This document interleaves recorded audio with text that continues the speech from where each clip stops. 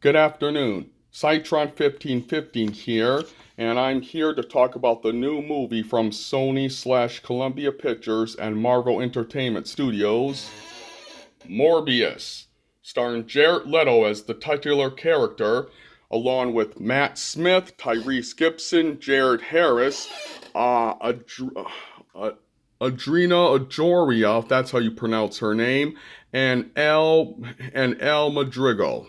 Hope that's how you pronounce her name. Anyway, the film is directed by Daniel Esposa and written by Matt Sazoma and Burke Sharpless. Hope I pronounced those names right. And like the 2018's Venom, this tells the tale of yet another Spider-Man villain slash anti-hero, but this one being Michael Morbius, the living vampire, as he's so called. Now, when this movie first came out, I listened to the reviews and it got pretty negative reviews. So that kind of shaked my confidence on this film. Yet, I still went to see it. And when I walked out the theater, I'll say I was mostly satisfied. To me, it wasn't as terrible as the other critics made it to be. I actually found myself to enjoy it. And though it's not the best Sony/Columbia/Marvel films, I thought Venom and the Spider-Man films were better. This one, it did overall entertain me and it had its perks. First off, Jared Leto shines as Dr. Michael Morbius. He is suffering from this rare blood condition that's it's destroying his blood vessels, I believe. The very beginning of the film shows him when he's a kid and he's in this treatment center and he befriends another character whose name is Milo. And it shows them becoming friends. Of course, when they grow up, Michael Morbius, is played by Jared Leto, and Milo is played by Matt Smith, who seems to be really enjoying the role. And so Morbius goes through all these trials trying to find a cure to this disease that's killing him.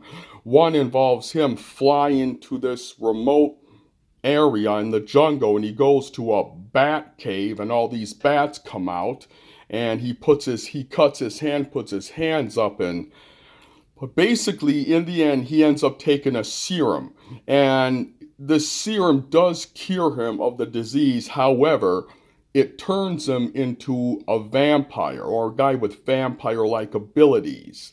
And, though he's been cured, he's having difficulty adjusting to this new form of vampirism he's acquired.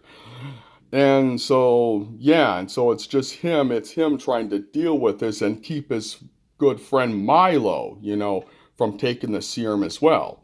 Now, what I liked about this film were the performances. Jared Leto shined as Michael Morbius. I thought he did a great job, at playing this tormented doctor who, has to go through a lot of trials and errors. And, I love how they showed his struggle during, with the condition, as well as after he takes the serum and becomes the living vampire, his struggles, in trying to keep himself contained and keep himself from going out and drinking blood.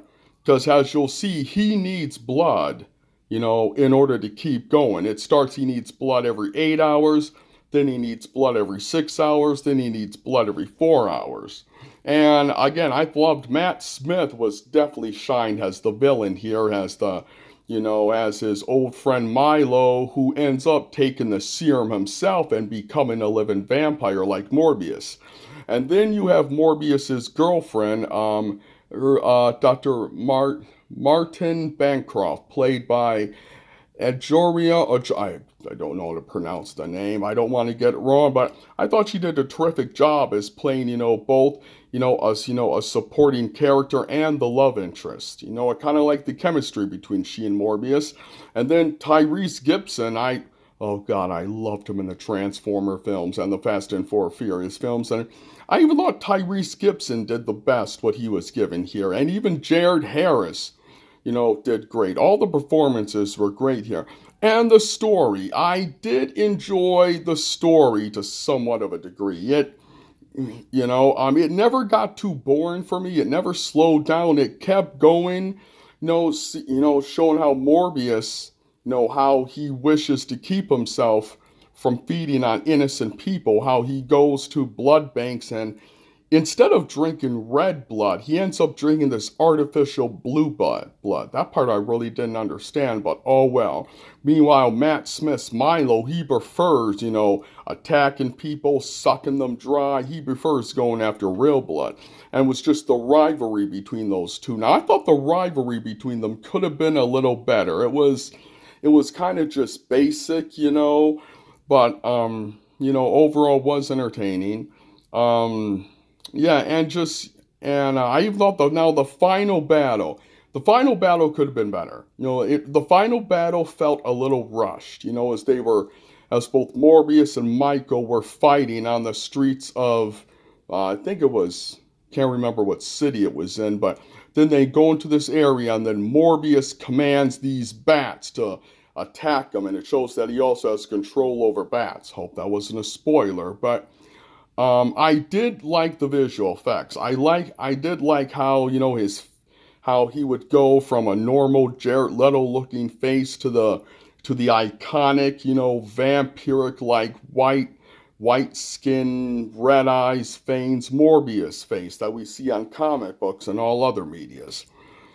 So at just I found myself enjoying this movie. I don't know why the other critics didn't like it, but hey, everyone's entitled to their own opinion. I loved it, and overall, I'd say Morbius. Oh God, I say it's worth seeing. I have to do like this and say Morbius is worth seeing. Kind of messed up with my rating system, but yeah, it's nothing special. It's definitely not Oscar worthy. It's a nice popcorn film. If you just want to get a girlfriend, get a friend, or you're just feeling bored, want to go to the theaters, I'd say go check out Morbius. And, judge it for yourself. Anyway, Cytron 15 signing out. Have a good day.